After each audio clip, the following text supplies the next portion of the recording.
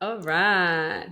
So this is a little bit different this morning. So we did just start the potty online, but we had a few tech issues. So Bianca lives in the sticks and there was no Wi-Fi. So we realized we couldn't hear each other. So I have Bianca here with me. She only lives like 10 minutes from my home, which is so nice. I had done a little intro before, but I'm just going to say it again. We normally when I do the podcast episodes, a lot of the people I've been interviewing, I have only met through online, and I don't usually know their story. I don't know Bianca's whole story, but yeah, when I was pregnant with Milli at the end of my pregnancy, I was in a lot of pain. I had a lot of like groin pain and stuff. And so I actually joined a Mums and Bubs PT group. And something that Bianca probably doesn't know was that when Millie passed away, the first thing I thought was I can't go back to that group because there was a lady that was always training next to me and she always had her little baby. And, you know, obviously that was quite triggering for me. And then Bianca reached out to me only a few days later saying that she'd actually lost her second child. And so we've now been able to build a cute little friendship. Yeah. And I didn't go back to the Mums and Bubs group yet, but I know I will eventually in time with my next little bubba. And it was such an amazing community. Like I love Stacey runs a beautiful group not far from my home, and these guys were so supportive. And Stacey actually came to the salon the other day to get her brows done, and and like reminded me of all the things that they did for me in the hospital, and were bringing hampers and flowers and dropping in for coffee. And one of the ladies was checking my letterbox. And so, yeah, super blessed to have such a beautiful community around me for sure. So we will get right into it. Thank you for having. Thank you for coming on the potty. Thank you for having me.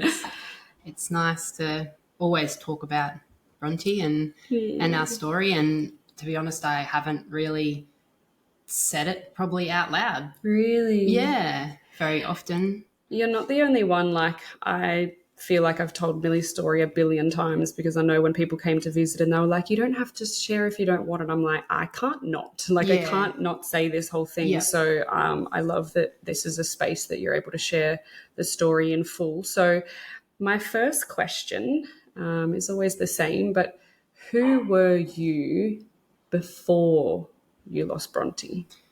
I was very lucky to already be a mum.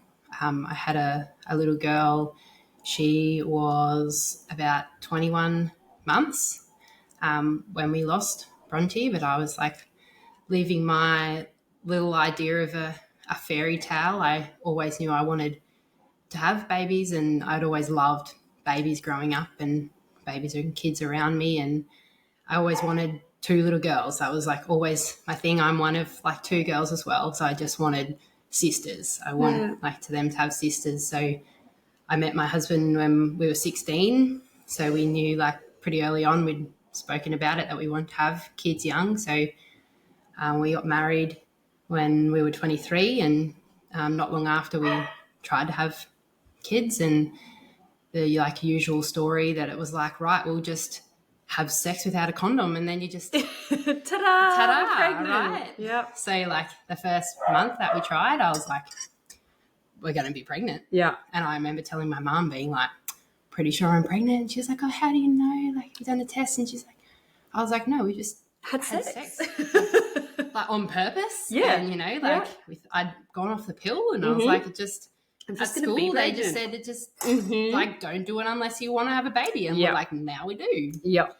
And we didn't fall pregnant because there's more to it than that. And so like I'm like a big researcher in numbers and all of those things. So I like spent the next 3.5 weeks looking into how it worked. And yeah, it took us a couple of months, but like, yeah, we fell pregnant in, I think it was about July with Harper. My first daughter, and everything was super pretty textbook, and she came early at 38.5 weeks, just on her own. We were building a house, and it was ready at the same time she was, but she decided to come early. Yeah, okay. So we had nothing really ready. We didn't have a house. We were living in my in-laws, and yeah, she surprised us. And that's just her personality. She'll do things when she's ready. Yeah.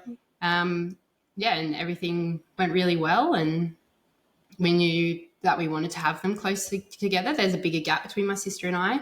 Yeah. So we wanted them kind of close. So I was lucky to have breastfed her for a year, and we got to that point and I said, I want to stop because I need like 5 minutes to myself before we try again. And we fell pregnant in, I think she was about 15 months old. Yeah. And we were so excited that, we were going to be able to give her like a sibling. And I had the idea it'd be so good to have a sister, but like it doesn't matter in the end. Of course. And then I remember we did the NIPT test and all of those things, but we did the bloods first with everything that you usually go to your GP for. And I used the same obstetrician that I'd had the first time on the Gold Coast. And we went and had an appointment at the 8 weeks, whatever it is. And yeah, everything was fine. And then I got a phone call the following week. I remember I was about 8 weeks and it was a Monday morning and Harper and I were at Crumble Wildlife Sanctuary. She was running mad and I was trying to listen on the phone and watch her at the same time. And it was my obstetrician and she was like, oh, you've tested positive for glandular fever and something called CMV. And I was like, okay, no worries. Yeah. What does that mean? Yeah. And she was like, have you been sick? I was like, no. And she's like, oh, it's a marker that flags both of them in a similar way. So she's like, we're just hoping that it's glandular fever. Yeah. And I was like, I know of people like in high school that had glandular fever and it really rolled them. And apart from a bit of tired and nausea, I felt fine. And she was like, okay, that's fine. We're just going to retest those blood tests. I'll send you the thing. Can you do it next week? And then I'll let you know. And I was like, okay, but hang on a sec. CMV, I'd heard of before. It's called cytomegalovirus, and it's a common cold, just a strain of it. Mm-hmm. And about a year before I had Harper, a friend of a friend had a baby with CMV. Yeah.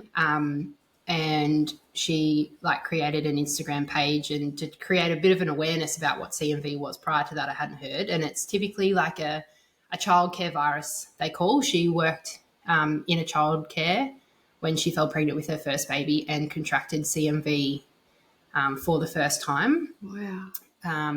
And her whole pregnancy went on and she had to do lots of extra testing and they were able to test the baby, end up having CMV as well. It can contract, one of the only viruses that can contract through the placenta. Yeah. But she ended up having her baby and her baby's nearly 6 and she's fine and everything was beautiful in the end, but she went through a lot in that pregnancy to get her here. Yeah. So I knew a bit of her story there and I thought... You knew there was risks, but you knew there could be a good outcome as well. Yeah, that's right. And I knew, not knowing that was actually the best case scenario. And I was like, okay. So I'd said to my obstetrician, hang on a minute, that's the kidney virus, hey. And she was like, yep, no, that's the one. Just don't Google it. Just go do your blood tests. It'll be okay. And I was like, yeah, we'll be fine because Harper's not in kindy. So it's all good. Mm-hmm. That's all I knew. I was like, it's fine. So I went and did the blood test and then I got a call about 2 days later after the blood test and she was like, I need to see you. And we were like, okay. And she said, they must do some extra testing and it's not glandular fever, but you are positive for CMV. And I was like, okay, no worries. I know there could be a good outcome. Okay. Yeah. I don't know what that means, but yeah, rightio. So, and it was a long weekend. So she was booked out as obstetricians are. So we got a 5 o'clock appointment on a Tuesday after the long weekend. And my husband, Luke, and I went to the appointment and she was like, look, it can go one way or the other and there's various in between. But she's like, but I wouldn't let it worry you. It's not something that we usually test for. Okay. She said, I'm really annoyed. Your GP actually ran the test. So she said, it's just something that you're just going to be stressed about for no reason. And we were like, okay, cool. Oh. That sounds good. Okay. Yeah. And she's like, here is a number. I'm going to refer you to a specialist who knows a bit more about CMV if you want to go and see him you can. Otherwise, we just continue on your pregnancy as normal. So why did your GP do it if she was annoyed So and it's not normal? Yeah, so I didn't find this out until afterwards. I have like the most amazing GP in the world. Got you. She's awesome. But when she ran my, when you go to the doctor and you get your bloods done to check you're pregnant and those things, she'd ran a test because she saw my white blood cells were high, which means an infection. So she'd seen them come back and thought, I'm just going to run like another set of tests on your bloods for a few things. So like glandular fever being one of them, just to see there's obviously your body's fighting something. Yeah. So that's what brought it up. And I was like, okay, well, yeah, obviously there was a reason why that she'd done the test, but the obstetrician was actually really peeved. She was like, she shouldn't have even bothered testing you for that. Like, it's just going to stress you out. Okay. And we were like, okay, like, but I knew her, my GP, like I knew her well. And was like, she's really thorough. Like, she wouldn't just do stuff for no reason. Yeah. So we left that appointment with our referral to see this specialist if we wanted to. Yeah. And my husband I left being like, okay, that's fine. Like, because she seems not stressed about it. She doesn't She's seem like, stressed. you don't even need to worry about it. Yeah. And my husband was like, nah, he just didn't get a good vibe at all. And he was like, ring this specialist. So I rang him, and that was we were about September by now.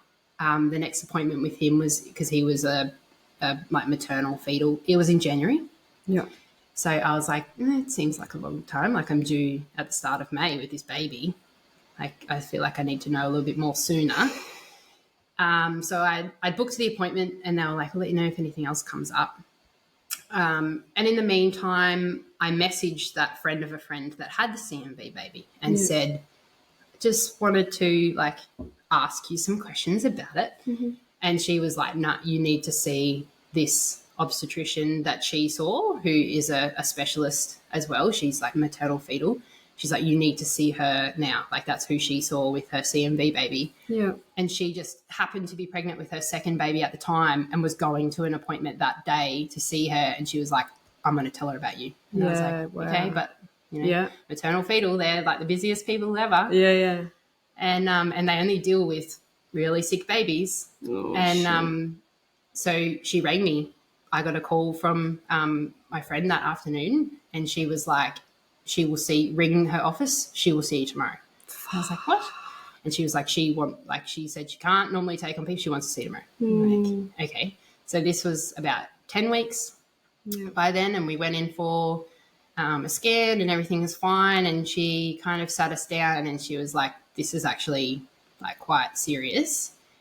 But there is a range of things it can be, and that's when she told us that Tara was, what happened to her and her baby Frankie was the best case scenario. Right. Like, she tested positive to CMV, but she was unaffected by CMV, which is actually quite rare. Okay.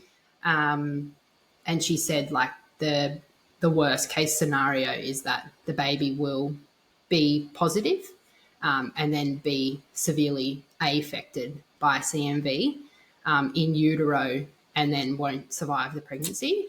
And she's like, I need to tell you everything so that you're aware. Yep. So we had this like great Which long is so chat. great. Like, it's so great. Like, she you'd rather is so know all. Transparent. But even knowing all of those things, we were like, that's fine, but we're gonna get there. My baby's gonna be okay. We're gonna have a Frankie. Yeah, like everything's gonna be fine.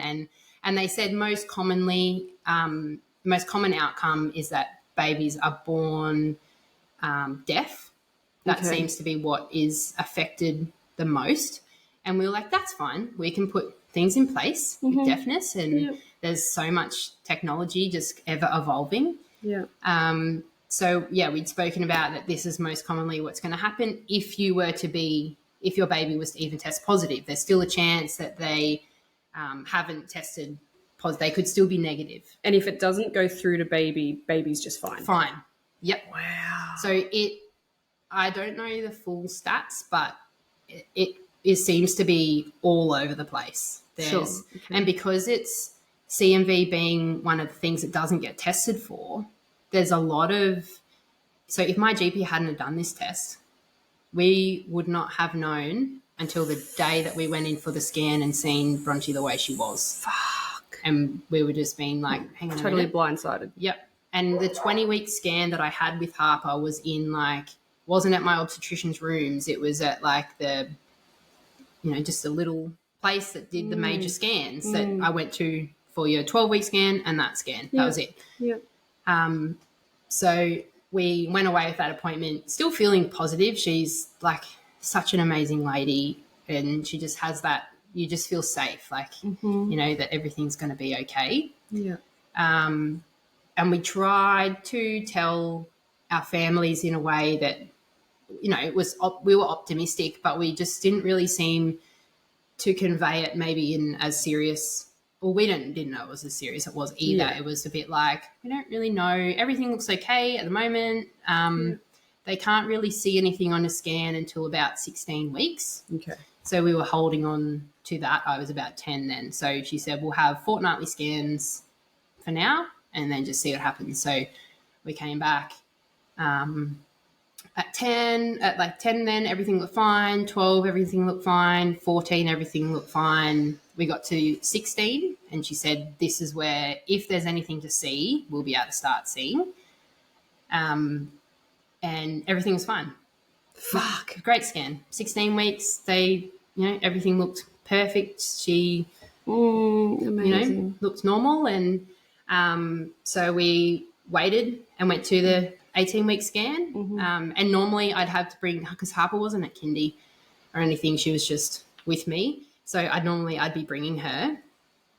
So we went to the 18-week scan, same, everything looked fine. Amazing. And so at this point, at what point can they test if it's gone through to baby, or is it just based on what scans look like? So you can choose if you want to do the amnio with the needle through the belly. And we decided to do that at 20 weeks. Yep.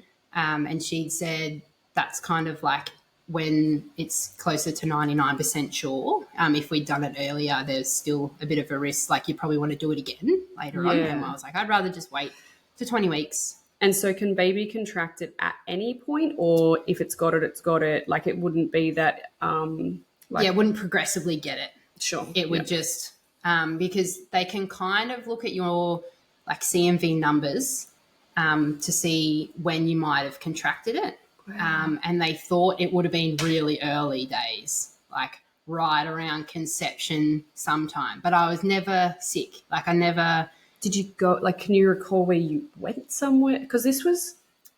Yeah, so this was right in COVID. So COVID was...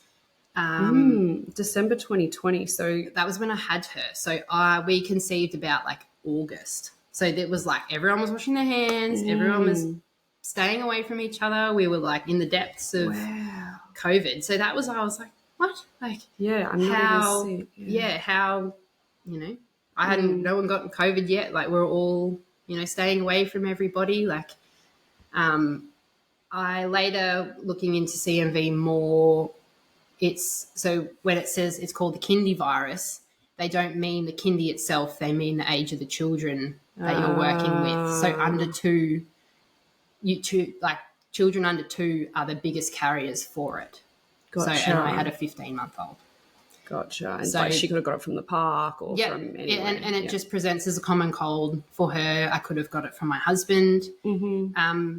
And the reason why CMV is such a risk is only if you've never contracted it before. So most adults over the age of 25 have gotten CMV, whether it's as a child or older, have gotten it, and then you develop like immunity to it, kind of like chickenpox. Like it's pretty rare to get it again. Yeah.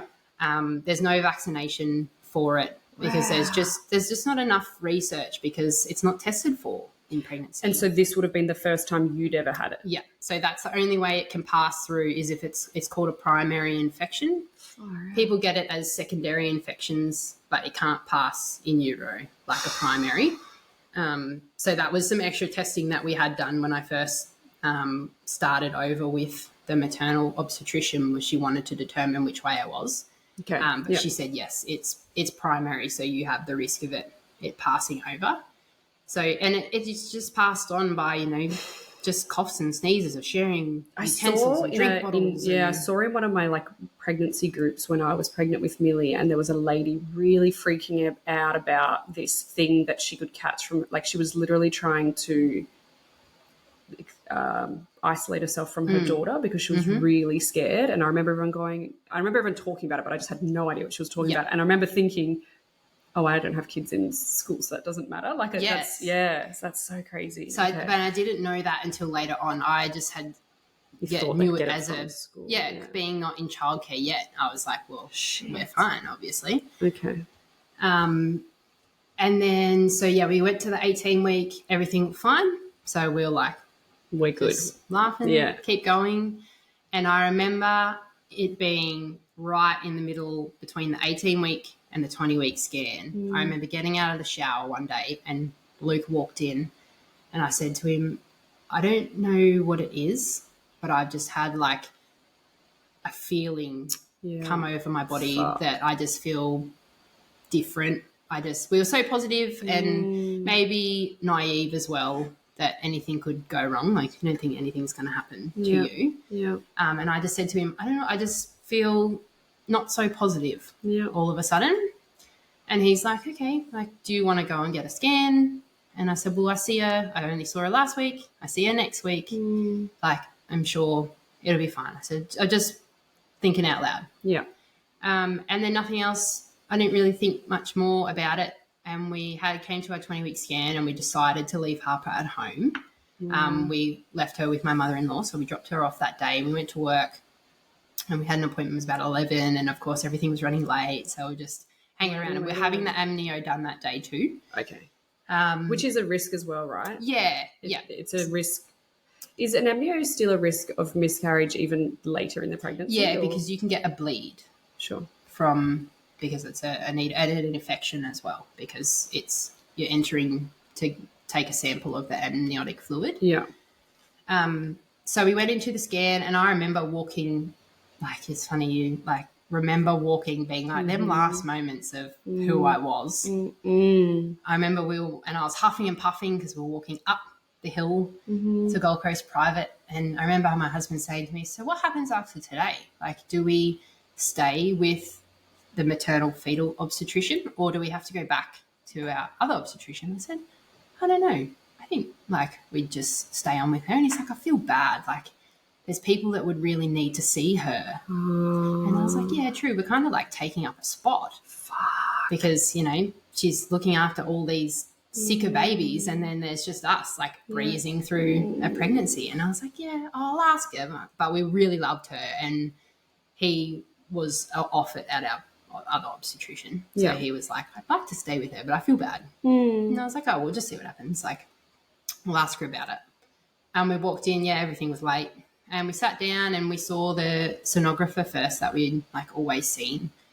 And I remember she put the Doppler on and she just looked really different. You know how there's normally that beautiful side profile baby and she was all like curled up in a ball. Curled up, yeah.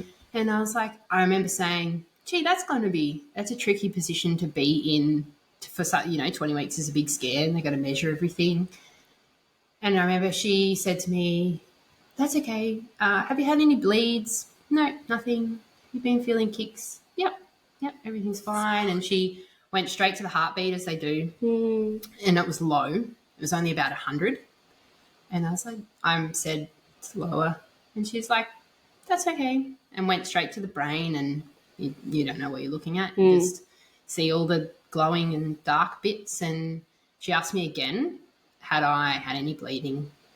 I said, no, nothing. She said, you haven't lost any fluid? No, nothing. But like, you just still like, realize. And I was just like, good, look how, she looks so funny. She's all curled up. And she just, I remember she took the Doppler away and she just looked at us and she's like, I'm just going to stop now because all I can see is that your baby has just become severely affected by CMV. And I was like, what? And she was like, I'm so sorry. I'm just going to give you a minute. I'm going to go and get the obstetrician now.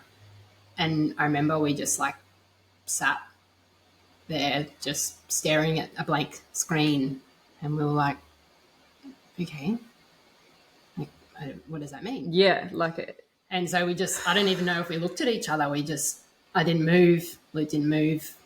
And then they both walked in, and I think the obstetrician can see the computer or can go back and watch the footage that they'd just seen. And you could just see her face when she walked in, and she was just like, she just said to me, like, just wasn't supposed to be like this. And I was like, yeah, but what do you, But, like, what do you mean? Am I still going to have my baby? And she said, like, I didn't even think that I wasn't even going to have her. Like, I just thought, like, okay, we're going to have deafness and something else. Like, because of the way she looked on the screen, I thought maybe there's something wrong with her limbs or her body or something. Like, there's something a little bit more that we're going to have to, like, prepare You've totally for. taken me back when I've got an ultrasound of Milli totally curled up, and it's like, fuck, was that a sign as well? Like, I'm starting to every time I hear stories, I think, oh, that could have tricked. Like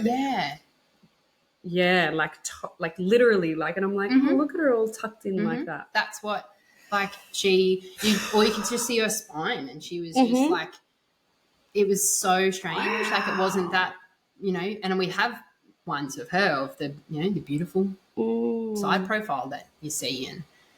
And she was like, do you want me I'm going to have another look. Do you want to have a look while I do it, or I can leave it blank? I said, no, I want to see. Like, see, I want to see her again. Yeah. And she was like, she'd shown me, and she said, you have no amniotic fluid left. She has taken it all in, and her brain is just full of fluid. Her belly is full of fluid. She's dying. Right. It's her heartbeat had been, 150, 160 the whole time. And so she was sitting at 100, and she just said, and she measured her, and she stopped growing at 18 weeks, 6 days, which would have been right when I was like, I just have this feeling. And we were like, okay, like, do we need to give her something to make her grow more? Like, what, can we How do we get the fluid back? Yeah. Like, do I need to drink some water? Like, no worries. What else are we up for? Like, I was just so, like, blasé about everything. And she was like, they just said, we need to, she's really, really sick. We need to get her out. And I was like, get her out? And they just said, like, she is just, her organs are all failing, and she said she's not going to survive. Fuck. You need to have her tomorrow. And we were like, what?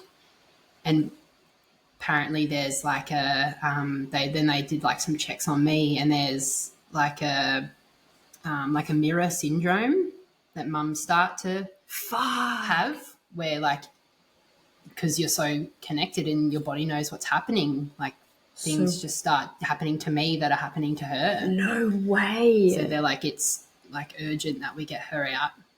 So, like, if her organs were starting to shut down, yours would? No way. And they're like, we need to get her out now. Is that a CMV thing, or is that just fetus? I think it could just be a fetal thing. Oh. So we were like, well, I remember I don't think I'd moved. I was still watching her on the screen, wiggling around. Like, you could see her swallowing and all the things, and we're like, how did we get here? Like, and they said, like, that was, and because we'd been in there 2 weeks ago, and there was no signs of anything. Wow. And they said that it's gotten so severe so quickly that it's just taken over her whole body. Ooh. And so, and they remember the first question being like, how do you want to have her? And I was like, what? How do you normally, like, what do you mean? Yeah. So, like, how does it work? Yeah. And they're like, you can have her vaginally, or you can have, like, kind of like a small C-section. And they said, like, we'll give you a minute to just process and we're gonna have to get some things in place. Fuck. So they left us, and I remember just, like, Luke and I just bawling, just looking at each other, being like, what? Like, Yeah. it's just so unfair. Like, Yeah. you literally just have the rug ripped out from underneath you. And that is in that moment when you would have changed forever as a person. Like you said, like 1 minute you're walking in and you're happy and you know, life's good. And then it's just like, fuck. Like, it was just wild. And like, and the matter of urgency just like took it away from us. There was no, like, felt like there was no time to prepare.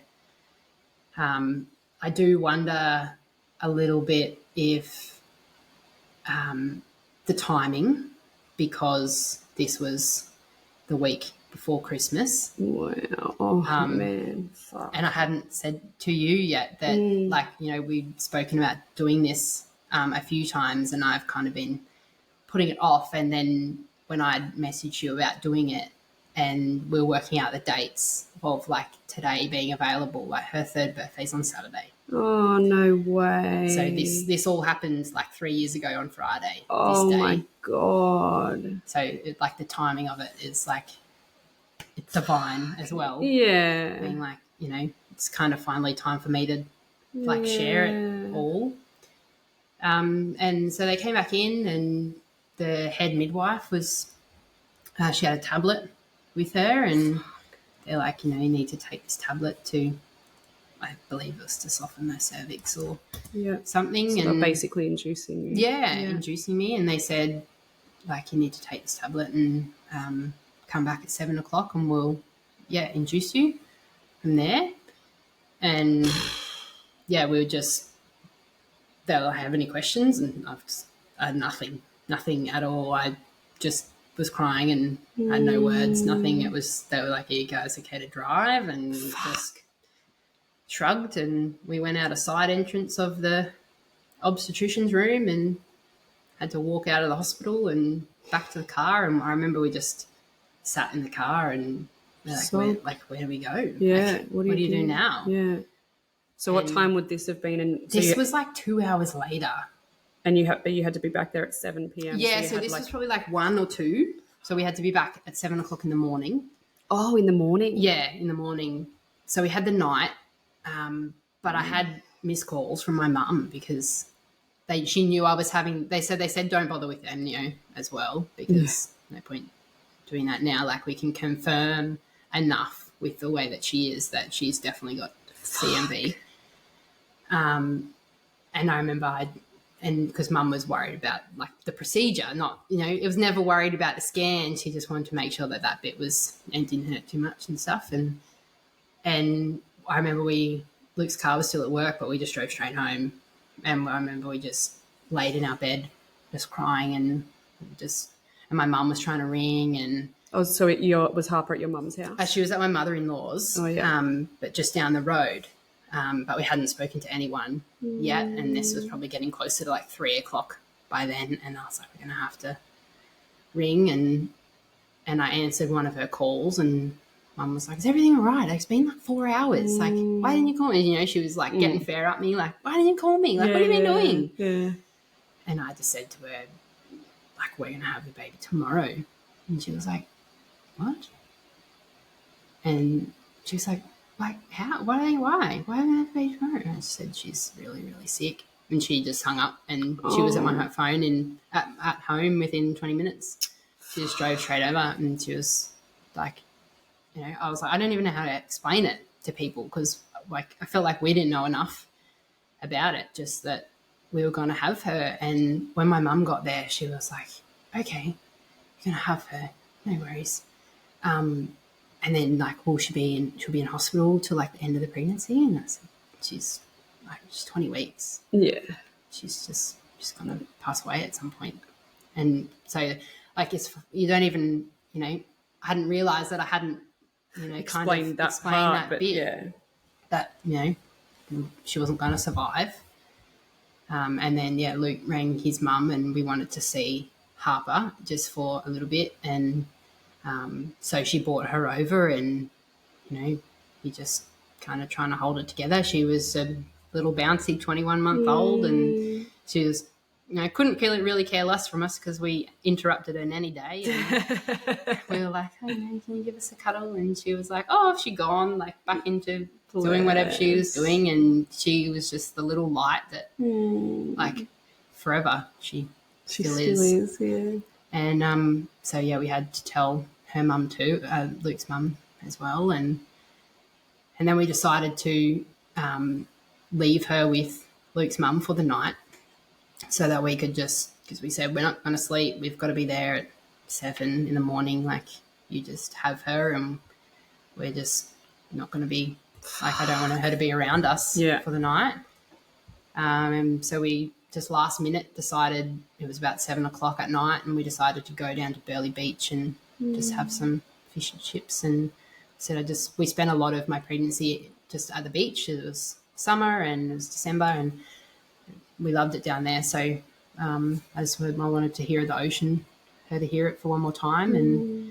And so we went down there and we just sat by the beach and just listened to the waves, and we had something to eat, and I opened my soft drink and it sprayed all over me, and then I got shit on by a bird, and all this stuff happened. And I'm like, it's like she's just having a laugh at us. Like, you know, she's like, I'm just trying to make you laugh, Mum. Yeah. And like later years on, we had like a soul baby reading, and the lady described Bronte as being like really cheeky and a bit of a prankster, and her soul is still like so around us. And it just made me like think of that day being like, that was of course her. Like she was like, you know, perk up guys, like, you know, see me tomorrow. Oh boy. And so we didn't sleep at all that night. We went to the hospital in the morning, and they induced, I had like the tablets, so like get inserted vaginally, and just kind of sat around all day. And I think we packed like, you know, I wore this.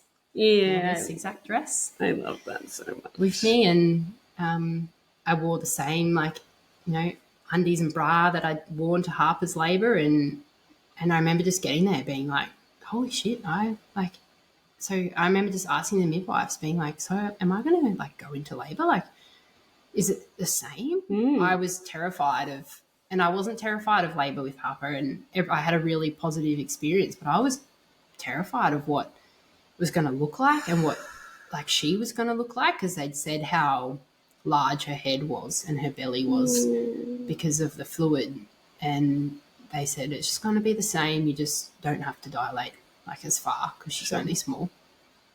And we waited and waited and waited, and we had the tablets every 3 hours, and nothing kind of happened. And I remember obstetrician came in at about 3 o'clock, and we were like, we'd had 3 lots of tablets, and she ended up doing like a bit of like a stretch and sweep. Yep. And she's like, this kind of just help you get going. We just like laid on the hospital beds all day. It was pouring rain outside, and I said to Luke, it's like the whole world's just crying for her. Like, I'm like, at least it's just not us with tears. And we just were checking on Harper. She'd end up going to my mum's for the rest of the day, and then she's having the time of her life. Yeah, she like thought this was a holiday. Yeah.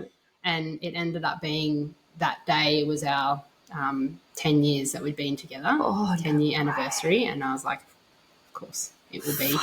So I was like, imagine if she's born like on that day, that's the 16th of December. That was, you know, 10 years that we'd been together. And I remember at the changeover with the midwives, they came in, it was like 3:30ish, and they said to me, how you feeling? I said, I'm getting a little bit crampy. Maybe I could have some Panadol, and I'd had anything I wanted. And and then she left, and I said to Luke, I'm feeling like starting to feel it a little bit more. But with Harper's labour, it was long. So was it being like from first, you know, first pains, it was like a day and a half before I even had her. So I was like, I think we're in for the long haul. Yeah. But it did go quite quickly. They do say that like subsequent pregnancies and or labours go faster. Okay. So I was like, well, maybe instead of a day and a half, I might have like a day. But in an hour, it just like had escalated so quickly.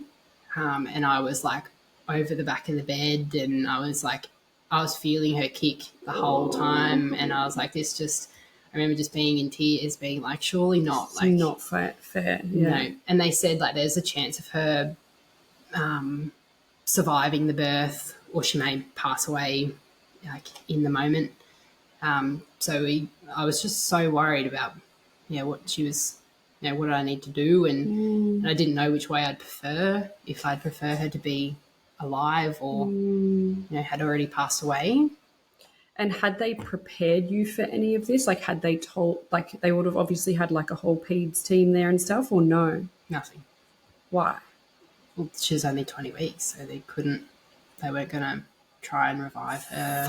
If she did, it was just, you just had to let it happen. Oh, that's so fun. It was just the beautiful midwives, and we were in like this first little room of the birth suite, which I now know is, where babies like her are born, and you could hear, other babies being, other people in labour around you, and like while we sat all day and waited. But yeah, it finally got to kind of the pointy end, and I felt like I could push, and the obstetrician came in, but I was just so hysterical. I just I wasn't helping myself getting her out, and she tried to calm me down. I was just getting exhausted because just being upset, and we just kept moving around, and then the obstetrician went out, and then I just turned over, and I felt my waters pop, and there was just a tiny little trickle of water because that's kind of all I had left. But it went the same way as Harper's. Once my waters broke, she was pretty much out, and so it was the same. Yeah, I ended up just sitting down with, and a couple of pushes, and she was out, and just kind of held onto her, but the cord was wrapped around her neck 3 times. Oh, fuck. And she was only tiny, so I remember just sitting there holding her while the midwives were trying to undo, and everything was so their skin is so sticky, and just sitting there waiting for her. And I think I listened to one of the other podcasts with the lady that had the triplets, and she'd said she kind of didn't realize if they were alive or not. You just don't even think. And I remember thinking back, being I assumed that she'd passed away. I didn't even really know. We were just so focused on trying to release her, because I have really short umbilical cords, so I couldn't bring her up to me or anything. She was just sitting in between my lap and just waiting for her to be released enough to get her out. But she was just so beautiful. She was just, I was worried that she wouldn't look like a baby. I didn't know what to expect of a 20-week baby, but she was everything. She had the whites of her nails, and we have a big gap between my toes, and she had it too. And I love she had a little bum, and she was just so sweet. But she had a really big head, so it was really, really enlarged out the back, and her belly was really big. So they cut her cord, and I kind of wrapped her up, and we held her, and just looked at her for ages. And that was about 4:45 that day, in the evening, and just in shock. Total disbelief that this. I just remember we just were saying to each other the whole time, "This is so unfair. What happened? Yeah. How can it just go from one thing to another?" And especially because it was every scan was good. It was good. It was good. It was good. It was it was almost like being blindsided. Yeah. Because it's we're good. Yeah, and just built up, and then being all of a sudden, just how can it just go south so quickly? But that's what they just said. The severity of it was just something that they'd never really seen before. Of how quickly, normally they see something so early. This was rare. Yeah, how severe it was. They said that was just the way it was going. Often you can, if you catch it early, there's antiviral medication that you can take to either slow the progression or to a point where it can stop it. But we didn't even have that chance because it just came on so quickly.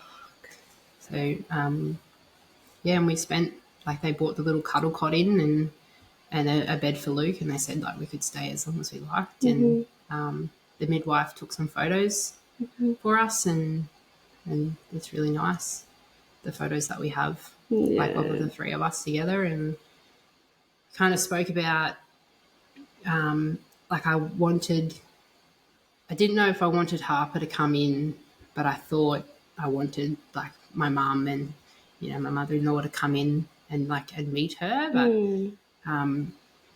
I wasn't thinking, I didn't advocate for myself in any way, that I, you know, it's hindsight, like you wish you'd done more. But Luke was a bit like, no, like let's just us keep it. And I was like, okay.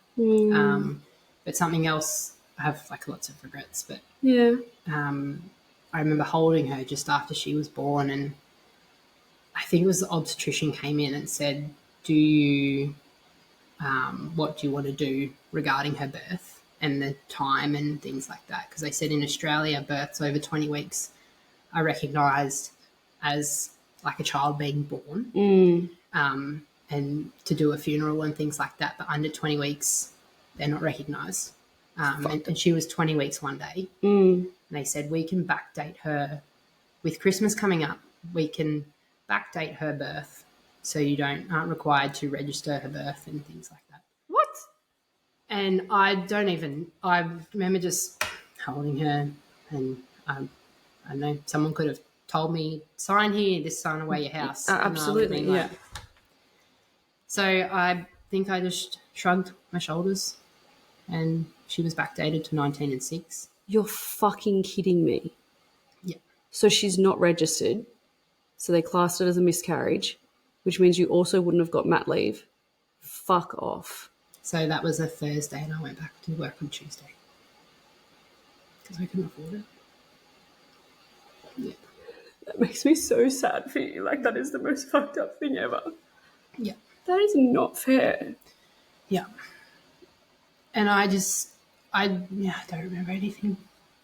And it was a sign here scenario. That's so fucked up. Yeah. That's like had the biggest effect, like on my healing and everything, that like can't even recognize her. You know, they do like a, why would she suggest that? I don't know. And the words were like, so you don't have to have a funeral. And what? And like now I know you don't have to have a funeral. Like no matter what, you don't have to have a funeral. No one has to have a funeral for anybody. Like, but you know, a funeral is quite healing as well, and you might want to have a funeral, but to not, like, even that part aside, like one of the biggest things I've said, and you've probably heard me say it, and now I feel bad because it's probably extremely triggering. All I keep talking about is how blessed I've been to have received mat leave from the government and have the last 20 weeks to just be. Yeah, like, I've literally so necessary. There's no way I could have gone back to work. I would have sold my salon. I know I would have. I was only ready 3 weeks ago, and I probably was only ready because I knew I had to. You know, I did have to start earning money again, and but oh my word, you poor thing. That is all kinds of fucked up. I know. I now see that's really wrong. And you don't get a fucking birth certificate for her. We got like a little like handmade, like a certificate of life, of like a acknowledgement of life, I think it might even be called, with, but it's still got 19 weeks, 6 days on it. And I can't even look at it, like, especially when you know. And I was like, I know, like, we were only kind of like scraped in by a couple of days, but like that would have just. But obviously, that was the, you know, you were over 20 weeks and you could have gone into hospital earlier, but you didn't. And so it was almost like that was the timing that it was meant to be. That's right. Like, she was meant to be 20+1. Like, So you went back to week the following Tuesday. And she was born on a Wednesday, and we were in hospital for the night. So yeah, we had like the weekend. So there was lots of things that, and then now I like listen to other people's stories about like the time that they had to prepare for the birth, and, you know, they were given a few days and but everyone was closing for Christmas on like that Friday. So I don't know if it was a bit of like a, you know, kind of wrapping up here for holidays. It's crazy because like it's so interesting to hear that side of it, because I know that some of the other interviews I've done when people have gone in and they've not been able to find a heartbeat and they've found out that baby has passed away and then they get sent home. And that blew my mind when I first started hearing. I'm like, what do you mean you got sent home? Like I would have assumed that you got induced straight away. But then I know Crystal's interview was super interesting where it ended up taking them 4 days until they birthed Whittaker.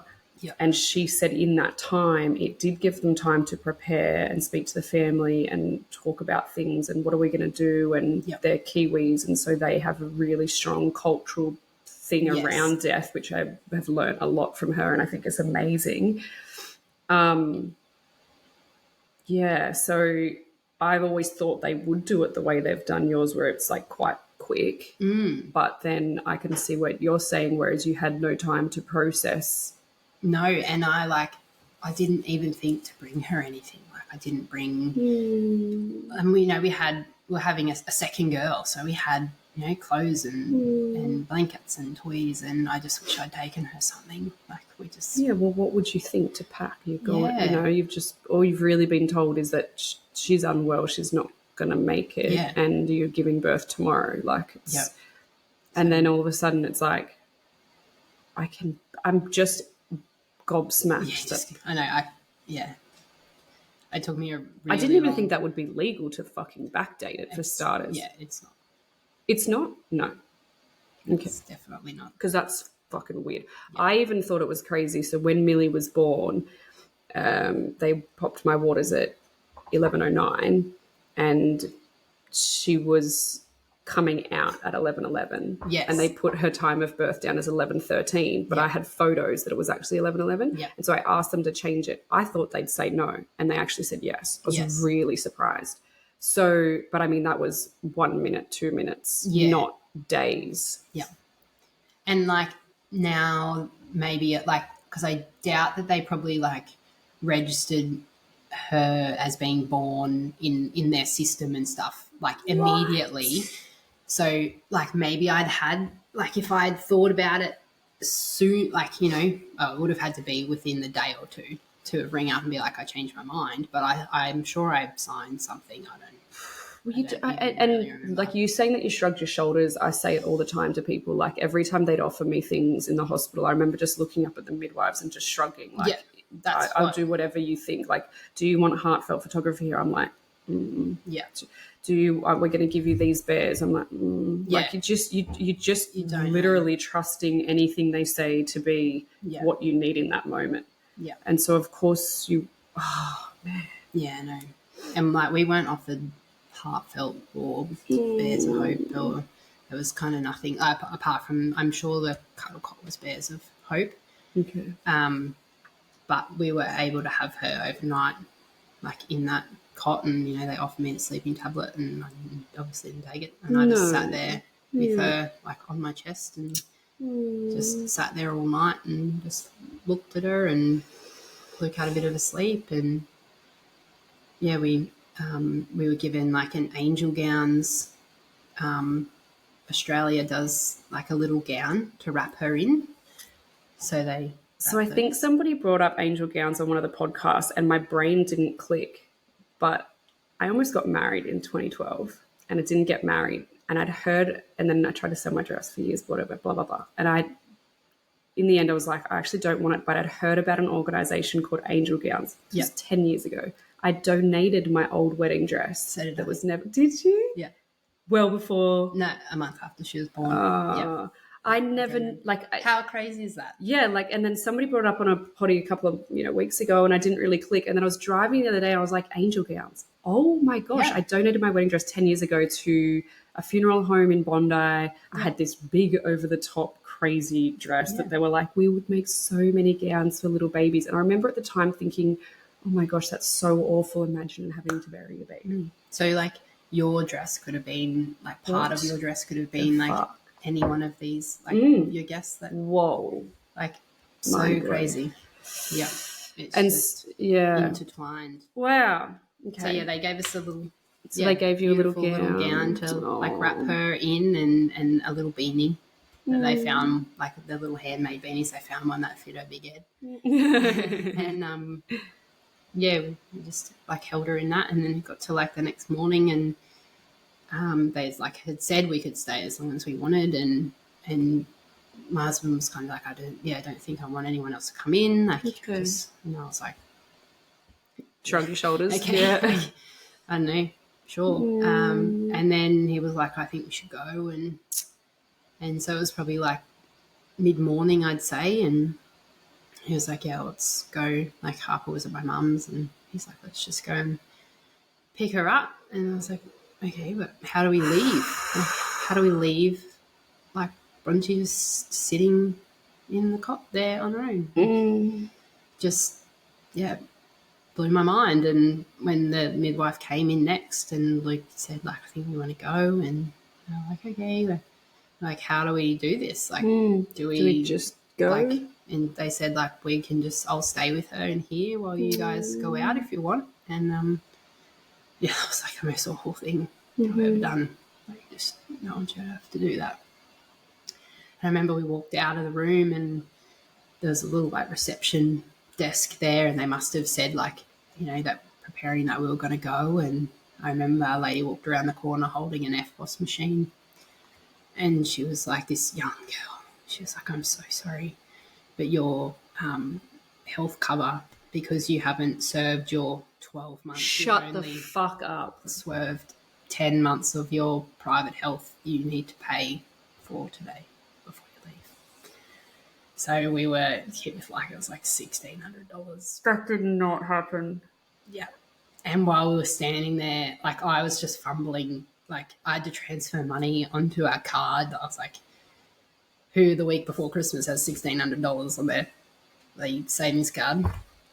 So, and while we were standing there waiting to do that, the midwife didn't realise that we were still there, and she wheeled Bronte's cot out at the same time. So I was just losing it. And so we paid for our You're standing there paying. Oh my word. And like, I felt for this poor girl. She was just from the reception desk, and she was like, I rang, you know. But fucking follow it up later. Yeah, like, no, send me an invoice. Yeah, like, literally. Yeah. I've been followed up like 5 times for invoices since we left the hospital with Milli, and like, they've called me to like grab her. Hi, just calling for Milli's Medicare card number. I'm like, are you aware Milli passed away? Oh no, sorry, those notes aren't on here. I was like, okay, I've got your invoices, I'll get to them. Like, can you please update your system? And then they call back again and call back again. Yeah. But even like, that's shit. But fucking asking you for a payment as you leave, like that. Yeah. I'm like, you know where I live, literally. Yeah. Like, you have my details. Send me an invoice. So yeah, that was just. I've also since found out, because I've been in contact with our social workers from the MARTA, just saying, like, guys, communication needs to be better, because I am handling this okay, but somebody else is not. And if you keep calling, like, one of the hardest, and you will agree with me, one of the hardest fucking things ever is you have a Medicare card without your child's name on it. I fucking hate it. And I just wish Milli was on my Medicare. There was something there. Yeah. Yeah. And I hate it. And so every time they call me and ask for her Medicare card number, I'm like, actually, nope, she doesn't have one. And like, that hurts so much. And I said to them, every time you guys call, it's triggering. And so they have been amazing, the social workers, and they're following it up, and they're changing processes, and they're calling around all the places that have called us and all of those things. But yeah, some work that can be done. So much work needs to be done. Oh, yeah, and that's what she said the other day. She actually called. So I said, oh, look, I went into Medicare, sat there for 2 hours with them and paid all these invoices, and they were able to put it through Milli's name. Medicare were amazing and hadn't sent the card out because we had registered her death, which I think is actually good procedure. I get that, but also I was like, oh, but I want the card. Yeah.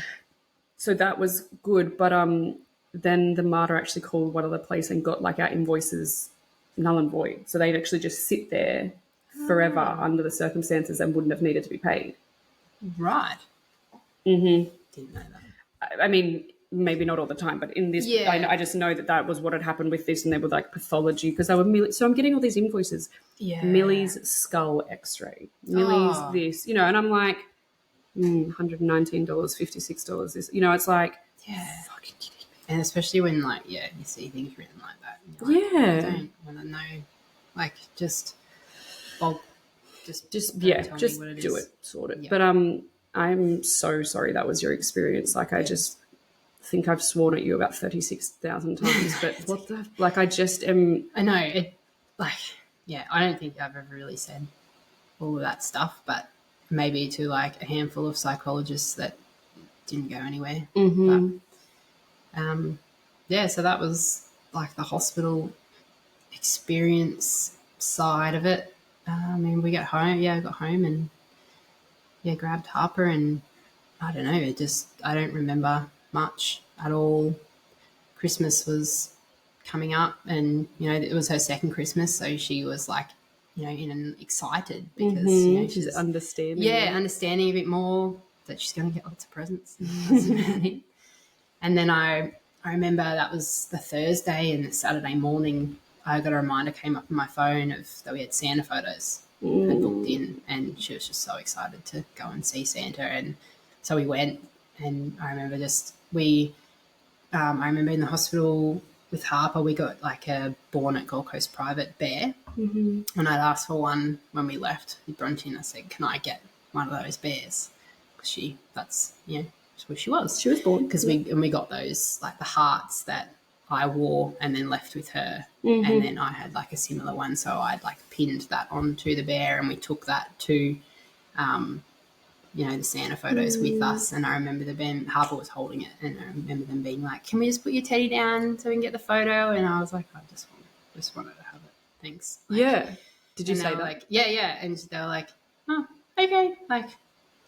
They just, and the photo is it's the worst photo of Luke and I. We're just staring at the camera, and you can just see that we're not there at all. But and Harper's smiling away, and we're just sitting in the background, and then off we went, and we got her cremated, and Luke sorted that. I don't remember. They didn't call.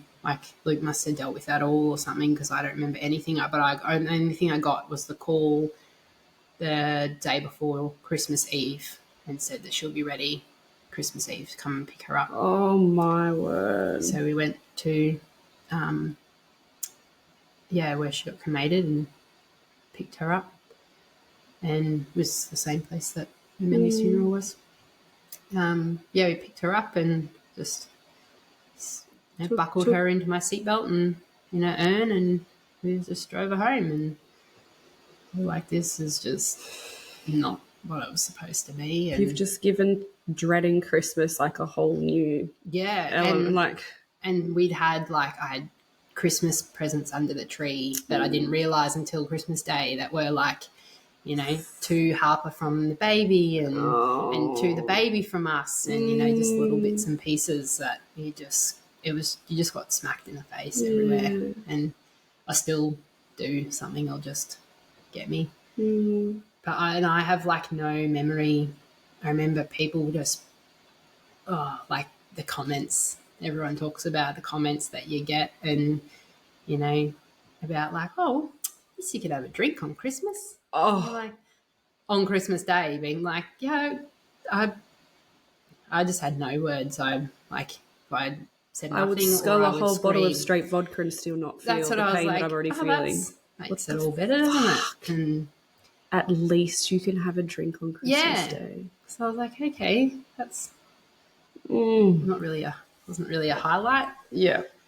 And then we went up. We always go to Fraser after Christmas with our families and that. And I don't remember anything. I don't remember. I see photos and I don't remember. I've got a really good memory usually of things that happened, and I can see photos and remember moments around it, and I don't remember anything except for I remember people saying things like, "Oh, your belly's gone down," and you're like, "Really? Do you want to say that?" Yeah, I had that. You bounce back well. Yeah, and you're like, "Oh, haven't bounced back, and depressed as fuck and not eating. Yeah, thanks so much. And have you got your period back yet? And you're like, what? Yes, actually, it's really fucking traumatic. Yeah, I'm still bleeding. Thank you. Yeah, right. Yeah, because then you still have postpartum, right? So you have postpartum bleeding, and the milk was probably coming in. Yeah, so I'd only not long, like, I'd stopped breastfeeding like 6 months before, then, like, just before we kind of fell. And, so my milk was trying to come in, so I ended up going back and getting some, like, medication to stop that. And, you still get all the things, the postpartum hair falling out and, all those things that happen.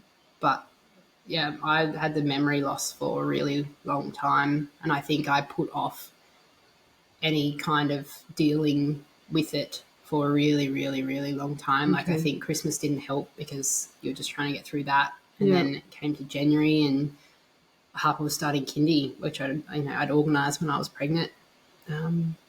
So she had to go to kindy, and I remember just being, the drive in the car on the way to work on my own, that, just leaving her somewhere, and it was just like the timing of everything was just seemed wrong. But it was the reason I was putting her in was in preparation for like the baby to come, and I'd done all the like orientations and the visits with a big pregnant belly, so having to go back to them places and with no belly anymore, and that came up a lot. Being like, oh, did you have your baby? Or, or just the look you up and down. Yeah. And be like, hang on a minute. Like, and you just got to like shake your head, like as in. Yeah. Oh, I got a lot of like, no one said anything. Oh, really? Even like in close family and friends the whole time. No one like acknowledged anything. That's Why? Really hard. Yeah. Why? I don't know. I don't know if it's like, I don't know if I just like want to blame the Australian culture, or if it's just like the way the people around us are a bit more. But yeah, she like still like, I know it's, it's only 3 years on, but yeah, still like her birthday rolls around and we like celebrate her birthday. Harper gets a little cake, and we have like a garden that we've made for her, and we've sprinkled some of her ashes in there, and we always sit by that and we make sure it always looks beautiful with the little flowers and things in it all year round. And no one really acknowledges her much anymore, or even really at the time. It was like that initial like, sorry that happened to you, but you must carry on because you've got a daughter already. So away you go. And I do think there is a big mentality around that. I think I don't even know if it's Australia. I think it's in general, humans just think, okay, suck it up and keep going. And I think maybe the only reason all of our family and stuff have been different is just because I have a really loud voice, and I'm not, no one will ever forget about Milli. It's so good. Yeah, but not even just Milli, like babies, your babies, like, Bronte matters, and all of these babies deserve to be talked about, and all of us parents deserve to be able to acknowledge our babies. And that's why like all these trolls on Instagram abusing me and saying, grieve in private, blah, blah, blah. Well, no, that's why mental health is so fucking poorly and high and bad, because we're all getting told to grieve in private when really you just want to scream, my baby died. I lost my baby. Every time I'm in public and I see someone with a baby, I just want to tell them that my baby's not here. Like and I'm sure you still get it, I had it like hugely with pregnant people. I like remember like I'd avoided shops or anything like that where I might run into someone purely because I was so scared for them. Like I just remember thinking like, oh my gosh, like I hope that their baby doesn't just die like mine did. Like I hope that, but then I'd see someone, buying a baby purchase when they were pregnant and being like, oh, that's a bit like, right. Yeah, it's a bit forward of you to be assuming you're going to bring home a baby. Yeah. I literally... And I feel awful for feeling that. But because I had to go and take back we bought a new car seats for Harper to move up into, so the baby was going to have like her old ones, which we kept them anyway, but like the second seat on the pram and, the extra set of baby things that we thought, that we were going to need, like I still had to take all of those things back. And it was kind of like, like, don't put yourself in the position that you need to take those back just in case. But it's the biggest. It's so shit. Like it's like that whole excitement of bringing home a baby just gets taken away from you, and you feel naive and silly. Like I was actually online last night chatting to a girl for hours, and we were literally showing each other our baby nurseries because we had everything set up. Like, and I know I was full term, so obviously most people would have but I was above and beyond stupid.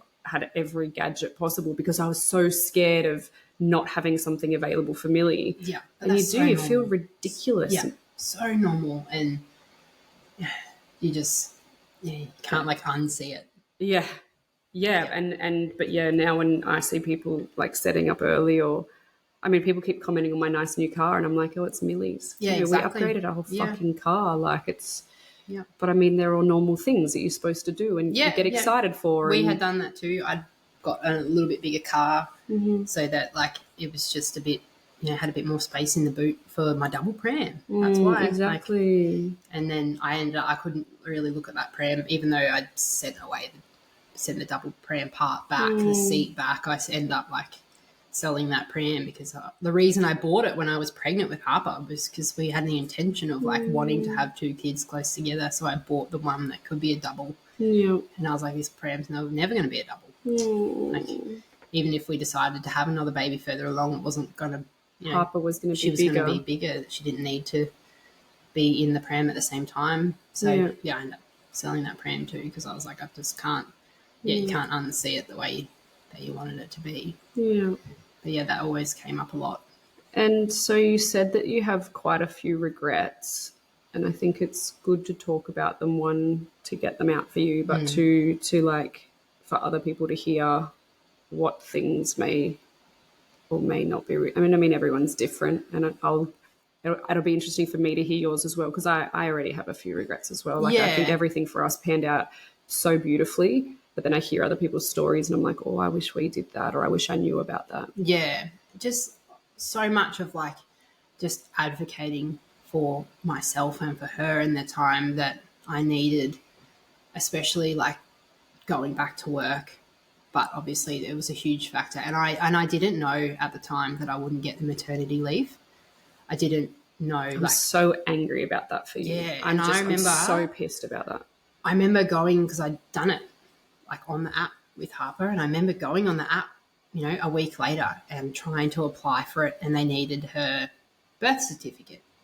And I was like, I must have just forgotten that it had even happened. And I remember looking in my stuff for it, and I only had that like appreciation of life or whatever it was. And I was like, and I emailed them and was like, how do I like go about doing like, because I knew that there was a number that they had to give me at the hospital for Centrelink, and I didn't have the number, and I remember like I inquired, I turned up to Centrelink being like, I'm just not going to go in and do it because that won't let me. And they were like, oh, what kind of paperwork? And they were like, I'm really sorry, but what do you have? And then as soon as they seen the certificate, and I had 9, 10, and 6, they're like, oh, you don't actually qualify for it. And I was like, what? Why? And so, like, I remember just being in the middle of Centrelink being like, okay, is there anything, like, we can do? And they're like, oh, maybe you can get them to change it back. And so you told them that they had changed the date? Yes. And then I went back to... Surely there's records where you could actually show that... Surely there'd be a bit of stuff. What about the FPOS thing that you paid? Yeah. That's and the date that and you... my scans, 100%. You know how your scans show you, like your due date comes up on your the scan that we had that day that I was 20 weeks. So I was like, there'd have to be a bit of stuff. I know it's been 3 years, but purely for the fucking fact of all the things, I would 100% do something about that. Yeah. Like I rang like the rooms of the obstetrician, was like, told them who I was and like what I kind of was trying to chase, and they were like, oh, like look into it, like. And they were like, maybe you can get like Centrelink said maybe you could get a letter. But they said no, there's nothing like that could be done. So I just kind of like I'm going to help you. I'm going to find something that's bullshit. Like I was like, oh. And then I was like so worried I didn't want to get anyone in trouble, and I don't know, but that's been like a huge part, and so much of my healing, because I would just had to go back to life and work, and you just, I didn't heal for a really. Yeah. And then you said that you've seen like a bunch of psychs, but nothing's really come from that. Yeah, so they said in the hospital, they came in and said, we'll book you an appointment with the one at the hospital.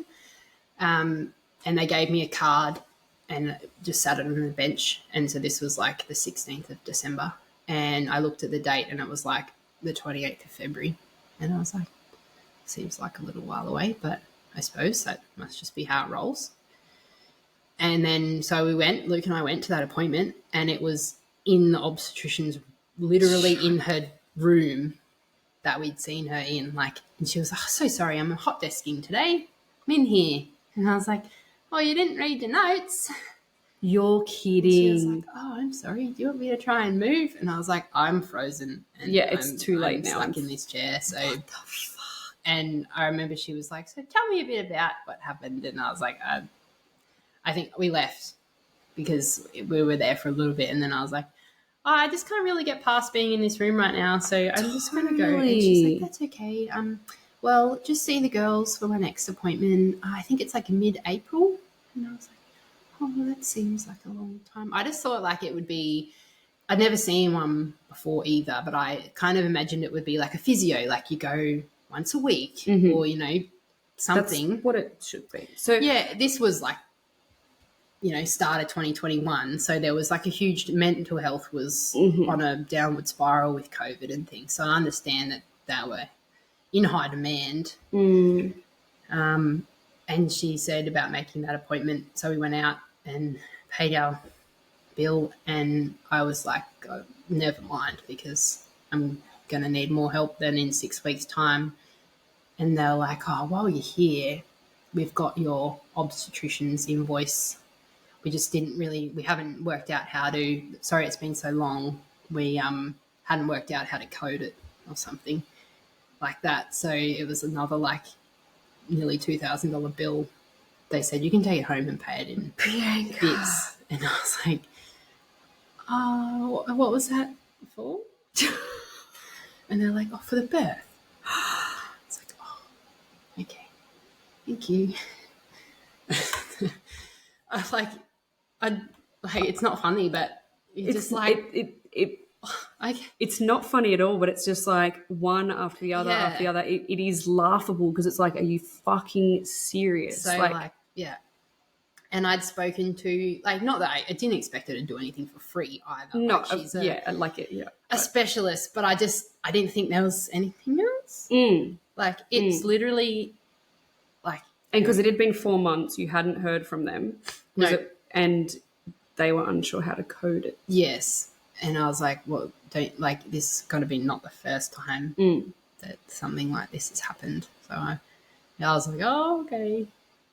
And again, probably could have posted it out or contacted you or something, like not, hey, you've just had your first psych appointment back in our office. Super triggering. Here's a $2,000 bill. Yeah. So and it's not all about money either, but it's a huge factor for everyone. Yeah.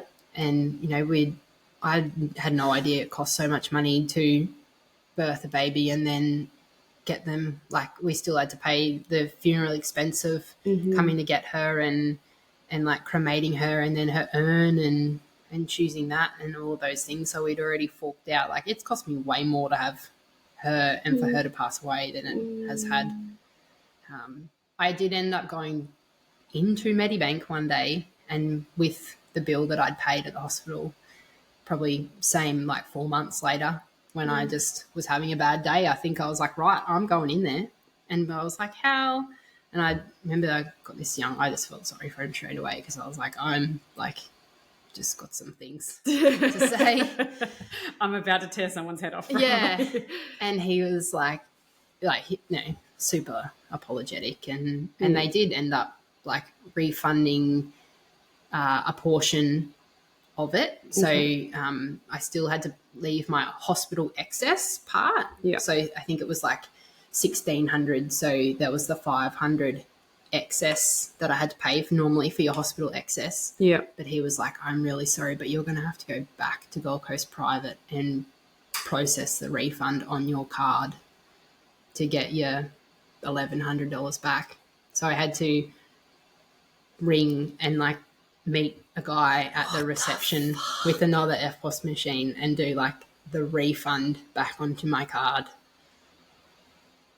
So I was like, Just doesn't sound real. Like, no, what? it just like, I don't mean to like make it all about money, but it was kind of like. But it's all massive, and I'm like, surely it could just have been handled in like such a better way. Have they not heard of bank transfer? Yeah, Like electronic transfers? Like I'm just. And like he was really like everyone was so sorry that they had to be like that, but I'm like, why does it have to be like that? Like, why do I have to come in? Like could they not have called on your behalf and had it refunded? Or do you know what I mean? Like there's just so many other ways that shit can get done. Mailing pigeon. Send it to me by mailing pigeon. Yeah, right. Surely. Fax machine. Yeah. So yeah, I had to go back and get that. So I used that money to put her ashes into a ring.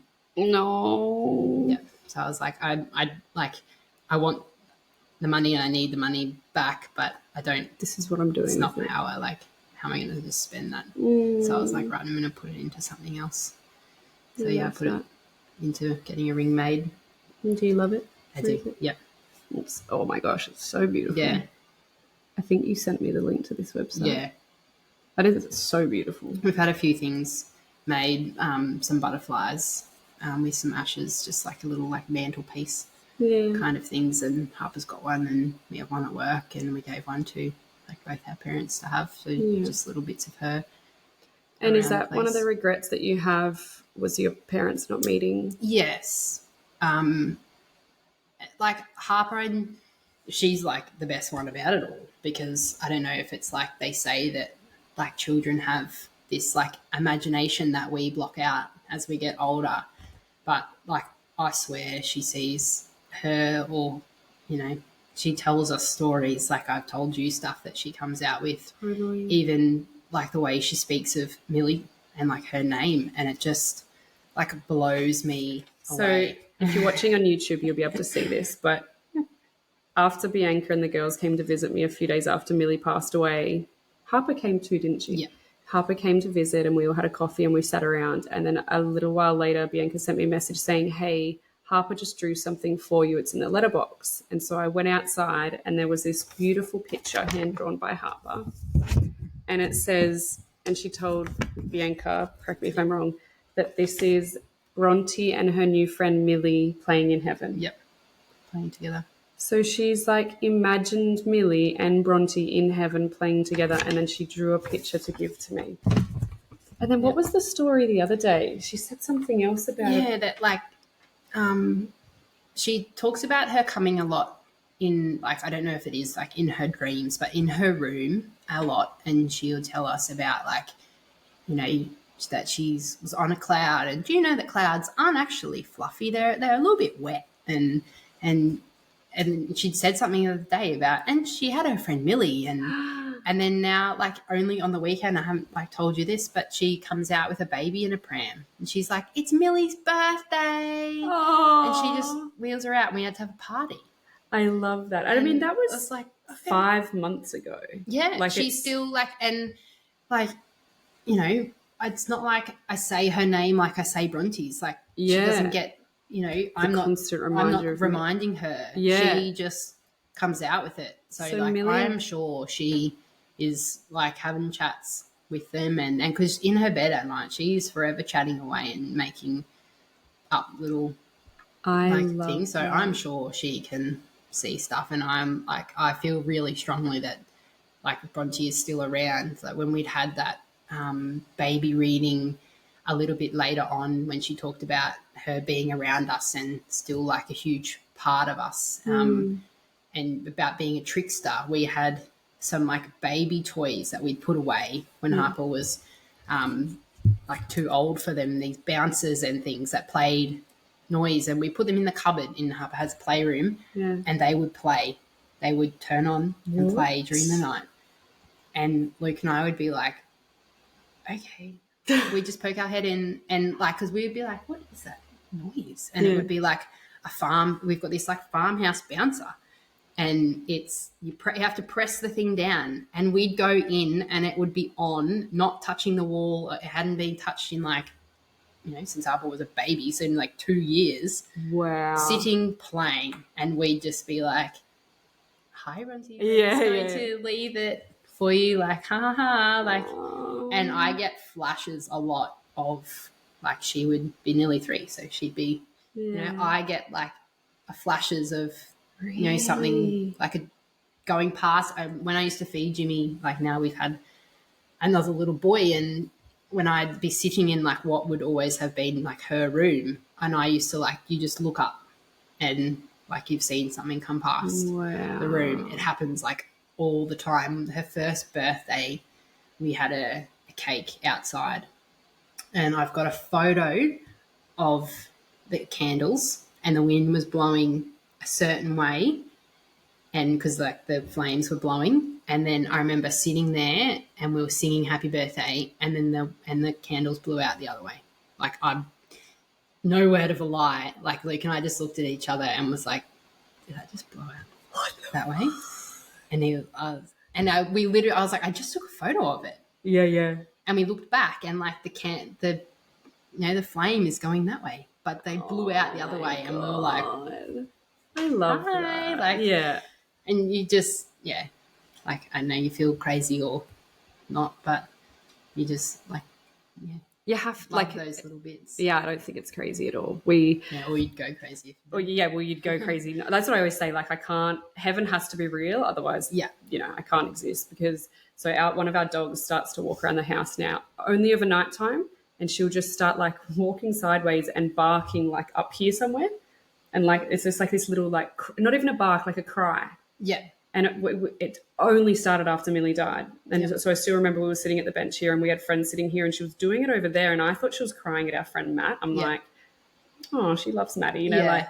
And then now it happens, and so now we say, what is it, Milli? Milli? And then Zeke's little tail goes, and Zayla like, it's like it has to be her. It has to be something. And I'm sure that like dogs have got a sense too, like spiritual. Especially when like I remember being pregnant with Harper.